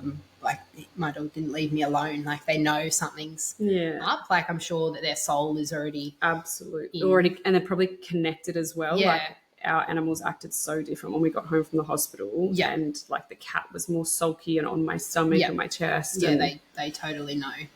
So we get them. But like going back to the regret of not having anyone come, I think that would maybe have helped her feel real to maybe more people. Like, okay, I don't know if that makes sense. That kind of took it away that, she was here, and, even though I had a belly and stuff, but maybe that's if so people true. had And maybe her, that's why they're not celebrating her as much, because they didn't meet her or experience it, and it probably just fees really surreal for them, and they wouldn't have realized like proper baby. And like, as much as we like tried to show photos, or we've got like, I've got like a little Bronte bear, like you have your Milli one, and it's weighted the same as what she weighs, and her length and everything, and like you go like, she was real, and she existed. She still sleeps in the middle between Luke and my pillow. Oh, I've actually got a weighted bear on its way. Yeah, and I think Dylan really thinks it's weird, but I think once it arrives, he's going to love it. He's going to love it. Yeah. Is he? Yeah. Yeah, he will. Luke does. Where did you get? Maybe Isla's. What does that say? Inspired by Isla. I think it was a lady that lost her little girl, Isla. That is beautiful. And we've got, Harper has like a similar kind of one, but it's more like a... Sorry, I'm totally cuddling this, and I didn't even ask permission. Like a baby bear. No, she's been well cuddled. Harper has one too that she sleeps with, like a similar style one. And she knows like that's special to us. I interviewed a couple last week, Lisa and Ben, and their episode will be out in a couple of weeks, but they lost their little girl almost 7 years ago, and she still sleeps with the bear every night. That's so Lisa nice. does, and I do love feel that. like you feel like maybe crazy sometimes, but we take her like on holidays. She comes with us, and we've had like she comes now in our Santa photos. She's always in our Santa photos, and we've had a few family photos done, and like she's always in them. So good. And so like I need a way to include her, and I think is always like a challenge and something that like you may find when like you've got Milli siblings too, like you always feel like something's missing and you don't know how to like put her in photos, and you just want them all to be there. And I've seen there's people do some cool ones where they've got like a family photo and then they shape in like a shadow of kind of how big they would have been in it, and it's just like a shadow even like of a child running like up ahead. That's beautiful. And like things like that I think would be really nice. We've got like a superimposed kind of ones where I sent a family photo of like Harper, Luke and I, and then a picture of Bronte, and the way I'm holding Harper in this photo, I've kind of got my arm this way, just holding her, and Luke standing behind us, and this person like put her in my arm, and it's like amazing. That is so stunning. And like how you were saying with the dogs barking, like it's in our kitchen where like Jimmy sits in his high chair now, and he turns around and laughs like at that picture, and I just same thing, being like, oh, you're laughing at your big sister. Is Bronte here? Yes, and now I've mentioned it a few times, but I didn't think we'd get here, but we have had like our little boy in January this year now. Yeah. So they'd all be nearly like exactly 2 years apart. Yeah. I was kind of happy to just have Harper. I didn't think I'd want to go again. The thought of it just, and I think being in this like community now, you're aware of how anything can go, regardless of how it happens, even, in miscarriage or complications and things like that. And I was like, I'm just so aware of what can happen. And so that's like something that you just petrifying. Yeah, exactly. Yeah. Like you just become like Harper's pregnancy was just, got pregnant, you're going to have a baby. Like you're just so naive. And then Bronte's pregnancy was so up and down, but mostly like it'll be okay. And so Jimmy's pregnancy was scary. Our scans were hard. I had to I would go in and then I'd be so hysterical they couldn't even scan me because, when you're so upset and your belly moves and they can't get a clear picture. And I remember just saying, can you just put me under and wake me up when like it's time to roll? Like I don't want to be here. I didn't set anything up. I didn't have a car seat in. I didn't pack a bag. Yep. I didn't set anything up in his room. We didn't know his gender. Yeah. Oh, you didn't? No. Yeah. So I just, I had nothing. And, of course, he surprised us 3 weeks early. So I felt like and then I felt awful for him when he was born. I was like, so sorry, mate. Like, you've got flowers on the wall of your room and you've got pink cot sheets in the cupboard. They're not even on. Because all of a sudden you realise none of that shit matters, right? Yeah, exactly. And by the time I got home from the hospital, my mum had gone out and bought blue sheets and put them on. Like I didn't even have sheets on. It was the mattress was still laid up against the cot, and I had, I'd pulled out some like white clothes to take with us, but it was a bit like, because it's so scary. Like it's like, how do I'm like, our nursery is already and still set up, but I'm not touching anything. I'm not doing anything because I'm like so petrified of feeling like a fool. Yeah. Assuming that I get to bring a healthy baby home. Like, fuck. And I didn't want to you just feel like you're going to jinx something, being like, I don't want to and I didn't even tell my mum until I was like 10 weeks with Jimmy. Like I didn't want to jinx anything or get anyone else's hopes up either. Like our whole pregnancy, I kept it. I didn't wear anything that even showed I had a belly. Like I didn't want not that I didn't want people to know, but I just didn't want to there was less people to have to tell if something happened. Because that was really hard. Like even I remember it was easily a year after I'd had Bronte, I was in Target with Harper, and think I had a pram, but she wasn't in it. She was just walking beside it. And a guy that I knew came up to me, and last time I'd seen him, I was pregnant with Bronte, and he came up and he'd seen the empty pram, but Harper walking, and he was like, "Oh, and you had another baby.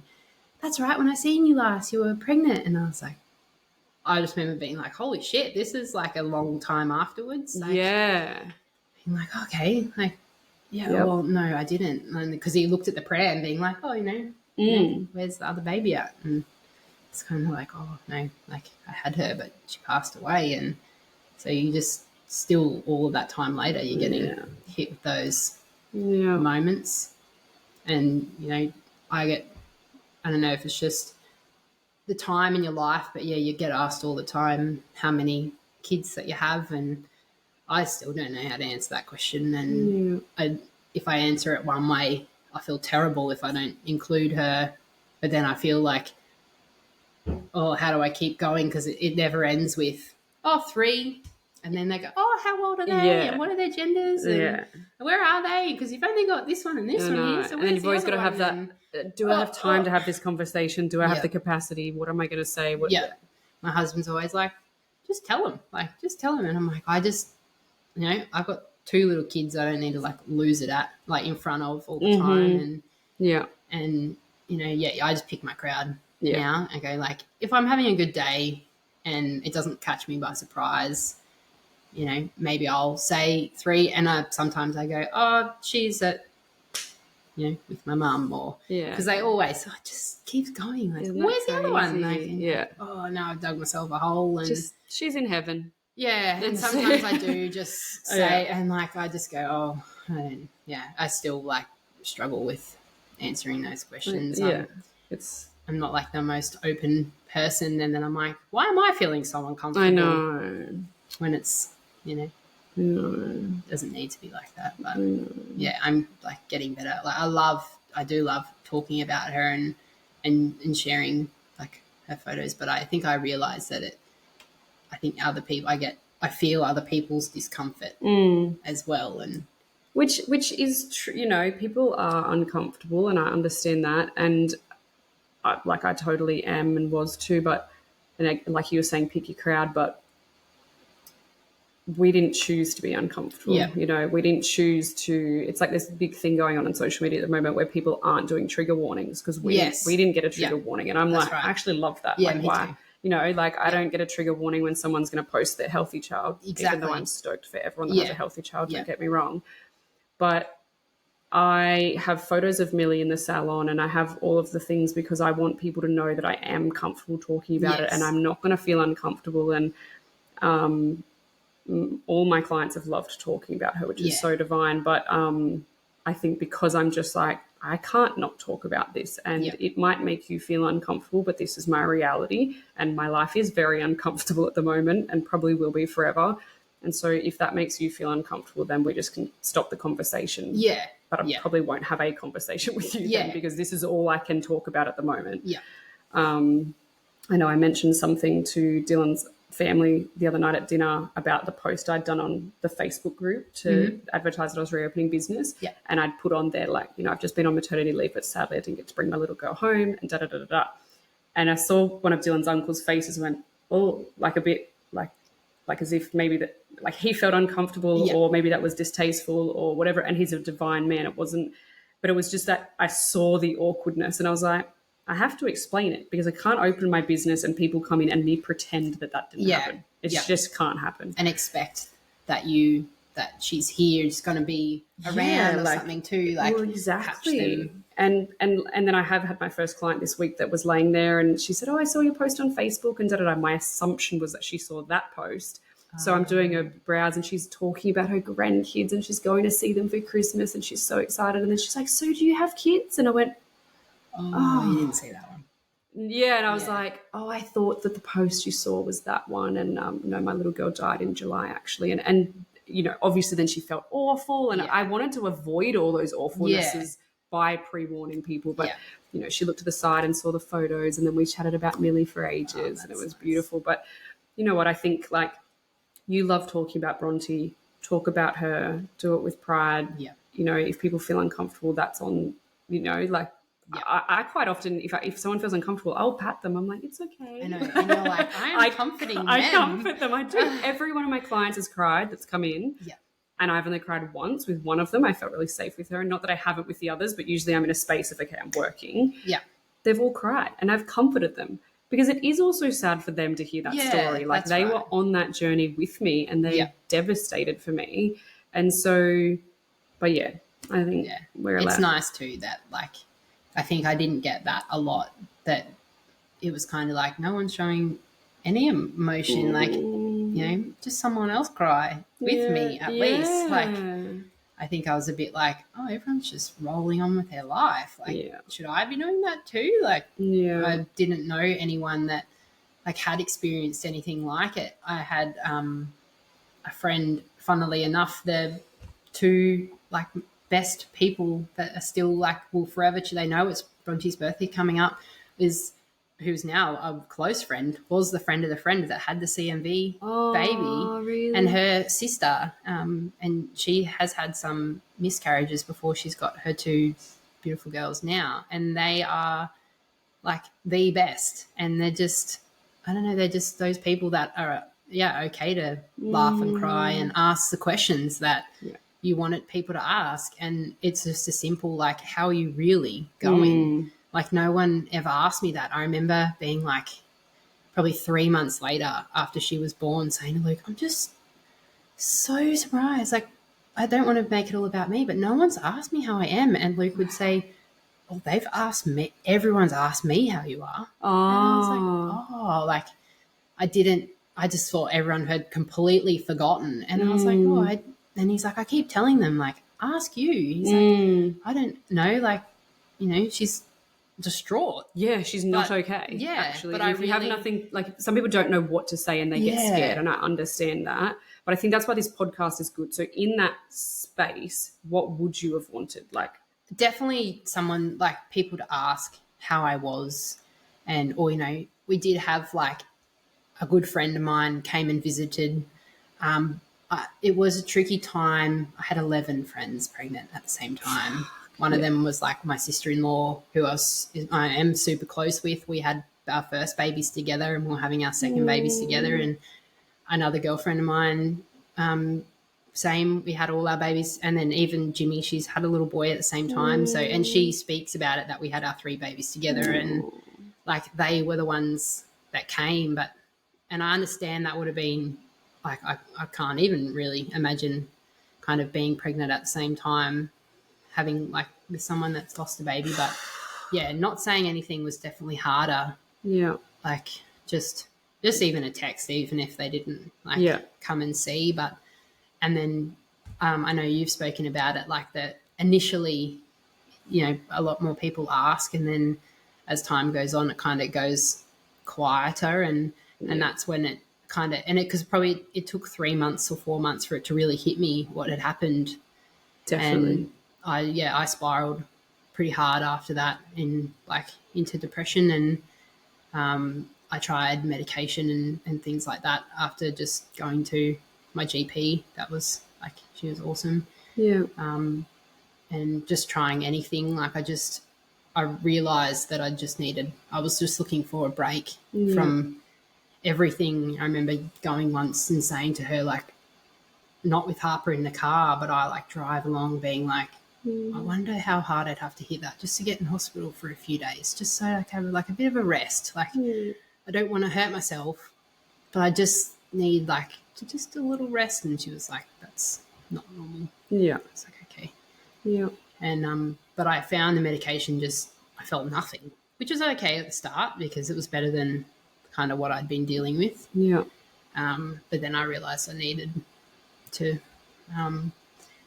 still be able to function, and like Harper needed me, and so did Luke. But Harper, like she saved my life. I wouldn't have got out of bed each day if it wasn't for her. And I remember like when you were in hospital after you had Milli, I was distraught for you, even though you didn't know where it was going to go. But I just remember being like, oh, she doesn't, like, how are you going to do this? Like You knew what was about to Yeah. come. Yeah.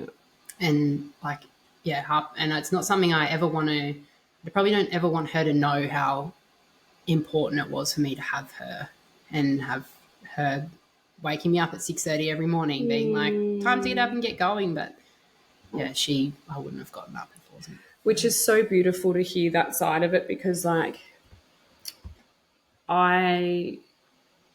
there's two different ways you could look at it. Like, Yep. I have to get up and parent, Yeah. or look at this beautiful blessing that's making me get up to Yeah. parent. And there's no right or wrong way to do that. You've looked at it in that way, which is so beautiful. And I've had other. Pardon? There was definitely days where you're like, I don't want to do this. Totally. And I've said that I've had the last 5 months to grieve without having to care for anybody else. Yep. And even to the point where when Dylan was, there was days where I was like, you need to deal with you and I'm dealing with me, and I've got no capacity to do anything in between. Yeah. But I've had mums reach out to me like, I have children and I don't know how to function right now. Yeah. And I don't know how to deal with that. And so I've connected them with other parents, because I'm like, okay, how did you do this next phase? But I definitely was so scared of the depression, like before it even hit me, when I'd learn about the stages of grief. And I'm like, I'm real scared for that part. And it was it was really scary. Yeah. I totally was exactly the same space as you, of just like, I don't want to be here.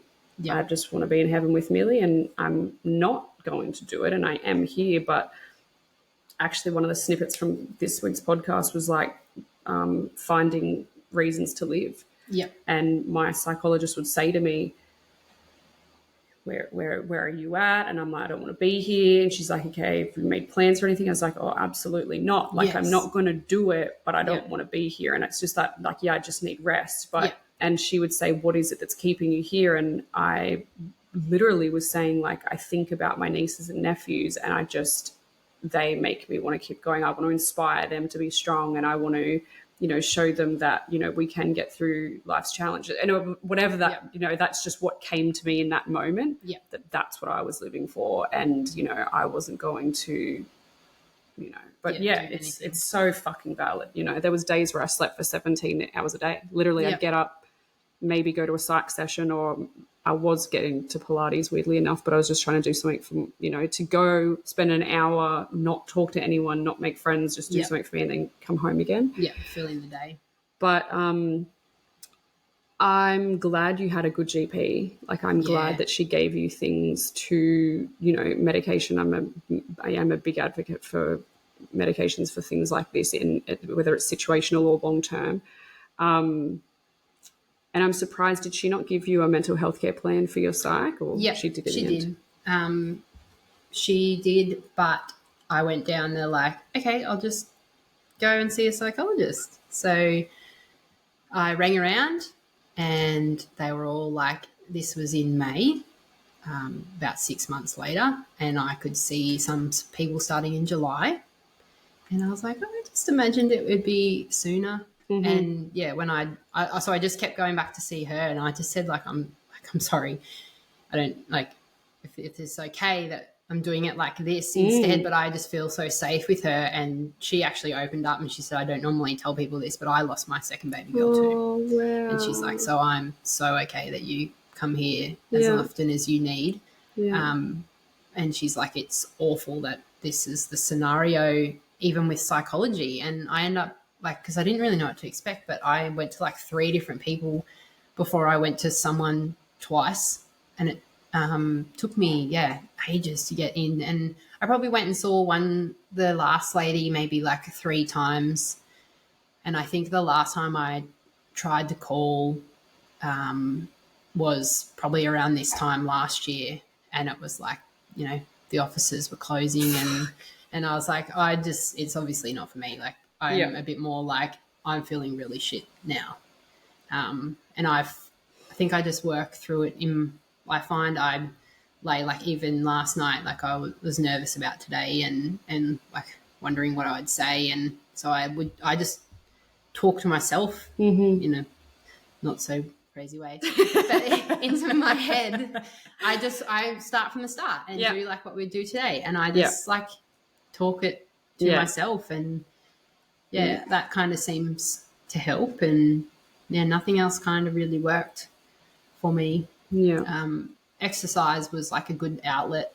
It still is. Like I need my little like half an hour every couple of days to just go and like do something. Yeah. To just moving my body always felt good, and so I got like quite into the gym, and people would always go, "Oh, that's a good bonus! Like, look how fit you're looking." And Yeah. People say dumb shit. Right? Yeah, and you're like, if I don't do this, what else am I going to do? Yeah.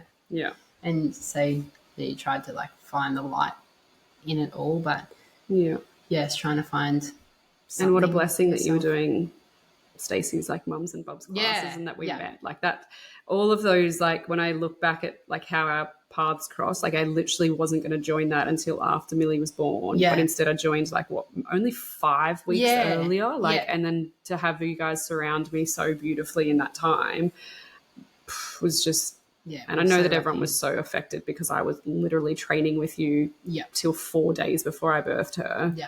And I mean, by me training, I was just kind of doing some stretches on the ground, chatting, but I was there. It was meant. Like, it was meant to be. We were meant to meet that way, and I'm glad that we did. Yeah, me too. Even if we had to go down this path as well.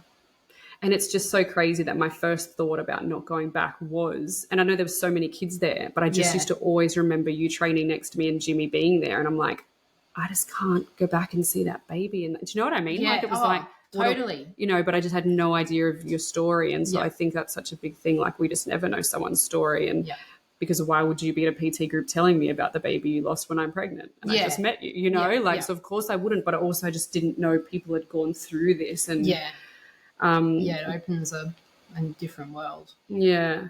But I'm going to give you the number to the psych that I see because she's local to here. And I started seeing her literally 3 days. So my GP heard what happened, reached out straight away because she's phenomenal as well. She had me booked into the psych that afternoon at 2 p.m. And I've seen her every 2 weeks since. My mental health care plan has run out, and so now I've got to pay. And so I cancelled last week because I didn't have the money. And my GP's receptionist has already emailed me wanting to see me this week. So obviously she saw that I cancelled and is following up with me. Like it's just amazing. Awesome. Yeah. That's and the psych that I see is really beautiful, just very, very intelligent. So nice. You know, like, I don't think has gone through grief or loss or had babies or anything like that. So I remember when I first met her, I thought, what are you know, I've seen 1,000 psychs in my life and, you know, but she's divine. So I'll give you her number anyway because it is important even 3 years later. You know, there's totally think I've got work to do. Yeah. That's for sure. There's a lot to unpack there. And I am so grateful that you came and shared. I'm actually grateful we got to do it in person. I know, it's really so cute. Nice. I'm grateful I got to hold Bronte and hear your story in full. And I'm definitely going to work with you behind the scenes to work out what the fuck happened with that. Like I know. Even the fact that I knew by them backdating it, the 20 weeks, you weren't going to get mat leave. I didn't know. As soon as you said it, I was like, and I only have learned that through hearing people's stories, you know, not even on the potty, but just about, I'll call them back soon, but that's the lab calling it with my embryo update. We're going to finish up here first. So, the lab's calling me with my embryo update. But, it's, that whole Centrelink payment, backdating, like there's a lot there, bro. And that's just, so there will be a trigger warning at the beginning of this podcast with the amount of swearing I did because I'm pretty sure I said get fucked and fuck off about 30 times. Necessary. But thank you so much. I love you lots and I can't wait to hear more of Harper's little stories about Milli and Bronte playing in her bedroom. Can't wait as like Jimmy gets older. I'm sure they're going to like chat about it and how like we introduce her to him. Yeah. So I've liked hearing, I like listen to your podcast, obviously, and like how other people talk about or plan to talk about their like angel babies. It's always a tricky one. I know everyone's got like a different way, or if they leave it till they're older or things. But I think because Harper was like obviously in the moment, and she like she knew, she kept pointing to my belly saying baby, like, you know, and then when it wasn't, you were trying to like explain to a 21-month-old that no, now there isn't a baby in your belly, and like that was awful. So I feel like we like created a like, and I go, oh, have we exposed her too much? Like when I was pregnant with Jimmy, she was like, so just one day she was just like, so is Jimmy going to die like Bronte did? Oh. And I was like, what if we just, you know, opened this whole world of death? But also she's really open. Like we've got a lot of elderly grandparents, and she'll just talk about them like, oh, when are they going to die? Like, but they're going to be old, or they're not going to be sick like Bronte. So we've already like, we're starting it with her. Like, you know, I actually think it's like my perspective is purely that I think it's beautiful. And I feel like if we talked about death in that such a beautiful, innocent, childlike way, she's like, oh, they'll be in heaven with Bronte, and that's really cute. And and it's sad that they see a pregnancy and go, is that baby going to die too? But then there's also a sense of, well, maybe they won't be as naive as us because they've got that little bit of reality, a little bit of education. And so it's, I think it's quite beautiful. And I imagine that we will, from a very young, like I know that we will be talking about Milli to our babies from the second they can hear it, you know. And so, and then it means that then they have that beautiful relationship like Harper has, where she sees her and feels her and like knows her. Yeah. And I love that. Like imagine if we got taught at schools about like the grief process. Because same as you, I like Googled the grief process of like what, you know, what's coming about to next happen to me. Yeah. And like, why don't we get taught? Like we're at the age at school where things happen, or you've got I had like grandparents pass away at all of those ages, and then friends, and you know, things happen throughout your life, and you are never prepared, well, you're never going to be prepared, but some strategies of how to cope with things like that. Like, it should just be a whole thing. But even the midwives don't get taught bereavement care. Like, that blew my mind. Like, they literally learn this, what we're going through, they just learn it on the job. Yeah. And I'm like that just is I always think insane. about those, like, midwives and how did they just switch off from going and seeing me holding my dead baby to going and delivering someone else's baby. Like, how do you turn on joy and sadness through a door? Like, that's like, they weren't solely my midwives or anything like that. Like, that's just so I had a amazing girl reach out to me a few weeks ago on Instagram, saying hi and sending her love and letting me know that she actually had her son the same day Milli was born at my hospital with my obstetrician.